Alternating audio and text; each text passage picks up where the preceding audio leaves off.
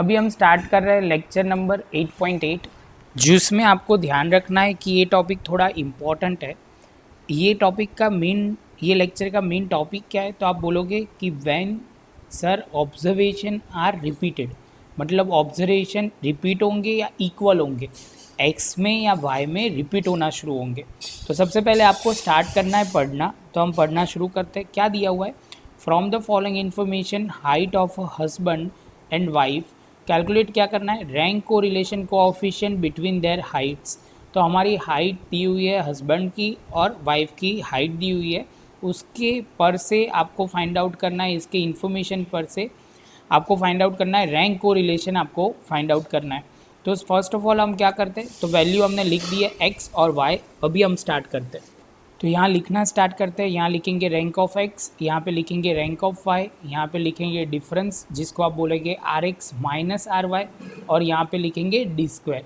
क्या लिखेंगे? D square. अभी आप बोलोगे सर स्टार्ट कहाँ से करना है, तो स्टार्ट करना है एक्स में से।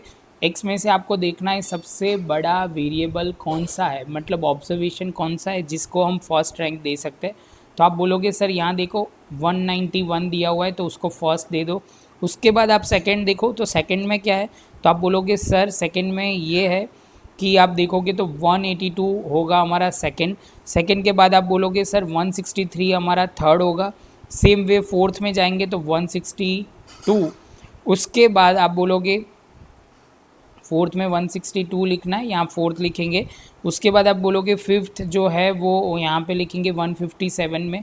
अभी दो ही बाकी है जिसमें होगा फिफ्थ के बाद सिक्स आएगा, तो 156 में हम 6 लिखेंगे और यहाँ पे हो जाएगा 7।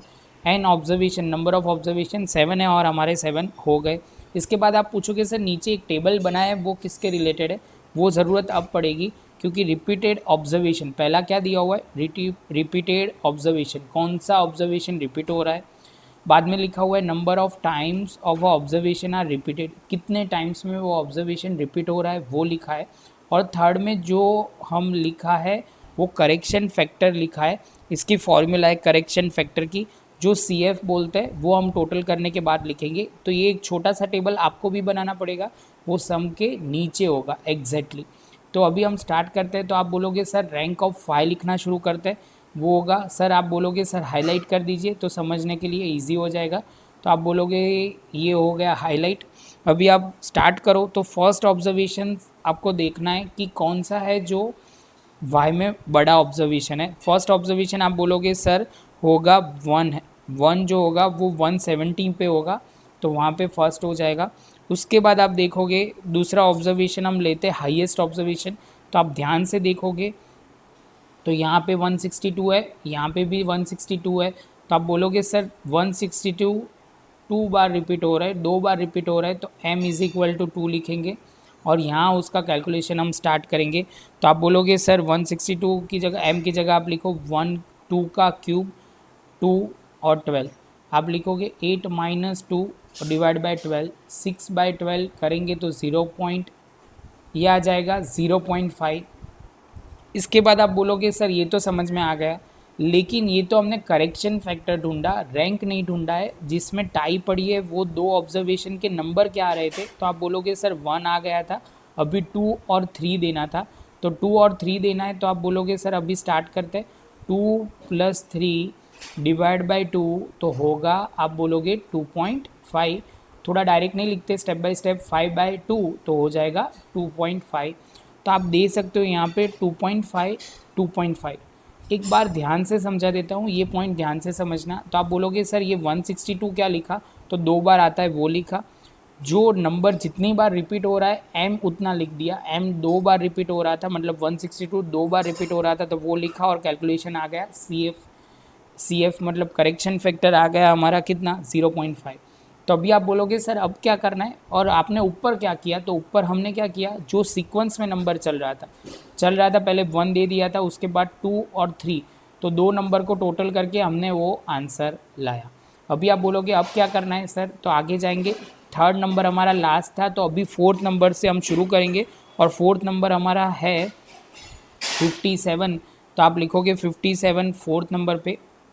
57 के बाद आप बोलोगे सर अभी ऑब्जर्वेशन कौन सा आ रहा है, तो आप बोलोगे सर आ रहा है 54। लेकिन दो जगह पे आपको दिखेगा, एक यहाँ पे लास्ट में और दूसरे में फर्स्ट में। तो आप बोलोगे सर सीक्वेंस में 4 नंबर आ रहा था, अभी 2 बार रिपीट हो रहा है, 5 + 6 लिख दो, डिवाइड बाय 2 करो तो 11/2 होगा, तो आप बोलोगे 5.5 आएगा। तो यहाँ पे हम लिख देंगे 5.5 और 5.5।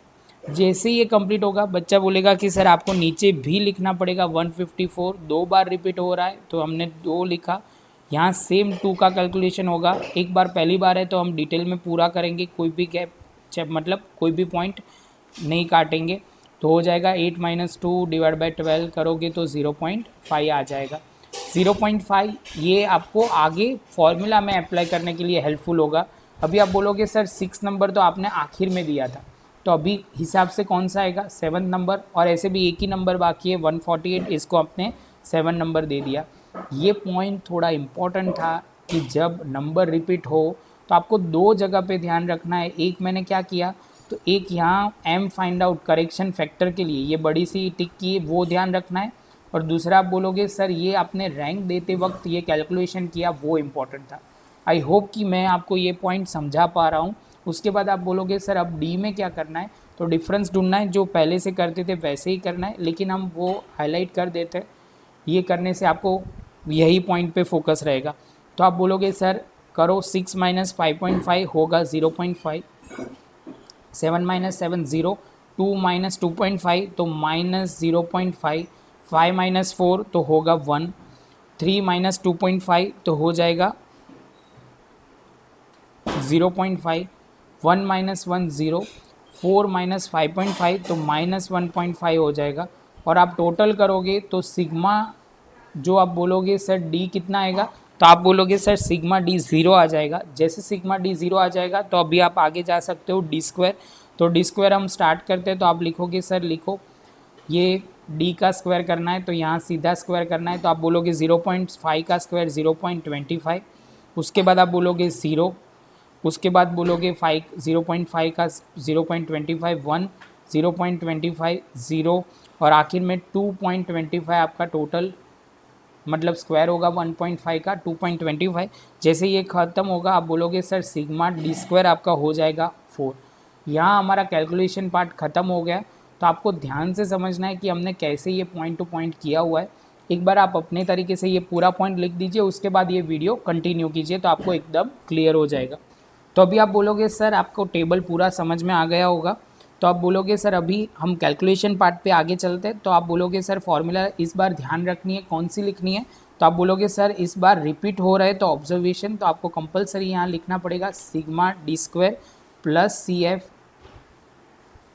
करेक्शन फैक्टर, और यहाँ पे हम लिख देंगे एन स्क्वायर -1। यहाँ आपको ध्यान रखना है हमने जो टोटल नहीं किया वो आपको करना पड़ेगा। C F is equal to correction factor is equal to, तो आप बोलोगे सर करेक्शन फैक्टर कितना होगा 1 हो जाएगा। तो अभी हम स्टार्ट करते हैं लिखना, तो आप बोलोगे 1 लिख दो सर, 6 की जगह 6, सिग्मा डी स्क्वायर की जगह आप बोलोगे डी स्क्वायर देखो यहाँ है आप देख सकते हो तो 4 है वो, और करेक्शन फैक्टर है हमारा 1।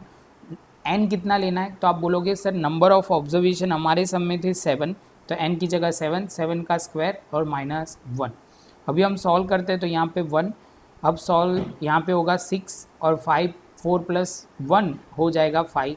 कैलकुलेशन पार्ट अभी हमें यहाँ दिखना है, वो ध्यान से समझना है। वो कैलकुलेशन हम ऑलवेज यहाँ ऊपर करते हैं तो इजीली हो जाए। 7 का स्क्वायर हो जाएगा, आप बोलोगे सर 49, 49 का 1 कर 40 में 9 में से 1 जाएगा तो 48, 48 इंटू 7, तो आप बोलोगे कितना, तो आप बोलोगे सर 336 आएगा। तो 336 यहाँ लिख दिया। उसके बाद आपको क्या करना है, तो इसके बाद आप बोलोगे सर अभी सिंप्लीफाई करते हैं, 1 - 6 इंटू 3 30, और डिवाइड करेंगे 336, तो आप करोगे सॉल्व करोगे तो 1 - 0.09 आएगा, और आपका फाइनल आंसर इतनी मेहनत के बाद 0.91 आ जाएगा, जिसको आप बोलोगे रैंक को रिलेशन कोएफिशिएंट। तो अभी आपको बहुत प्रॉपर लिखना है, इसके बाद एक लाइन लिखोगे तो इसके बाद आपके कोई मार्क नहीं काट सकता। तो उसमें आप लिखोगे द रैंक को relation coefficient between the height of a husband and the wife is obtained is 0.91 इसके साथ आप बोलोगे तो आपका ये पॉइंट ख़त्म हुआ। जो आप बोलोगे लेक्चर नंबर 8.8 आपका ख़त्म हुआ।